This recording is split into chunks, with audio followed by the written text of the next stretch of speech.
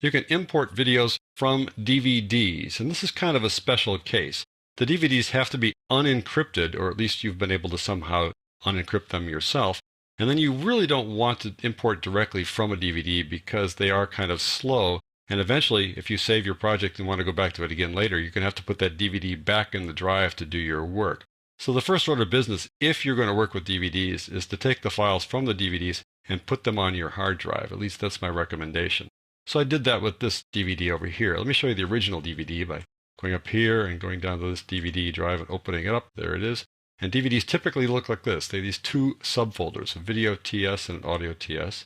In this case, the audio TS is empty, but sometimes it has audio files in it as well. But in the video TS, you see all these VOB files, which stands for video object. If you look at the size of the VOB files, you notice that they go from very small to very large. Well, the very small one there, the first one generally is a menu. And then the large ones are the actual video files in sequence, 1, 2, 3, and 4. You can see they're all a gigabyte apiece until you get to the last one, which rounded off this particular DVD. So if you really want to use these guys, it's best to get these files onto your hard drive rather than use them directly off the DVD. So I did that over here. I've got these guys on my hard drive here inside that folder, the same kind of arrangement. So let me show you how that looks inside Premiere Pro. So let's open up Premiere Pro. Let's start a new project.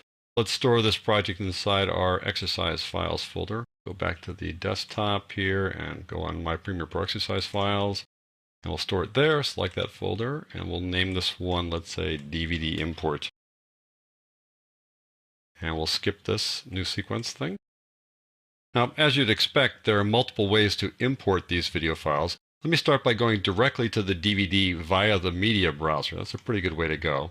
So I'm going to click on the DVD right there, open it up, and you see those two folders. I'll click on the video folder, and you're going to start seeing thumbnails showing up here, and it's going to try to process them. There it says processing. It's reading the DVD now, and DVDs by design are kind of slow, and you can see it's struggling a bit. It's finally popping up one image after another.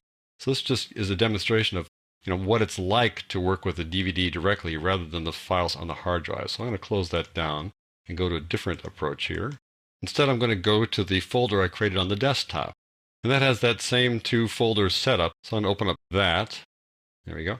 And now you can see how quickly it can process those clips right off the hard drive. A much better way to deal with video rather than dealing with it directly on the DVD. Let me just import one of these guys. I'll right click on this third one here and say import. That brings it into the project panel. So that's a pretty easy way to bring in files from a DVD. But keep in mind, these DVDs need to be somehow unencrypted. If you have encrypted DVDs, Premiere Pro will not unencrypt them for you. The other way to bring in these files is to use the typical import dialog box, and that would be File, Import, or Control or Command I, or just double-clicking on an empty space here, and then going to that folder this way. We can just select one of these folks here and say import that way just by clicking on Open and bring it in that way. So it's relatively easy to work with DVDs, but I recommend you take the extra step of taking the files off the DVD, put them in a folder on your hard drive, and then import them via that folder.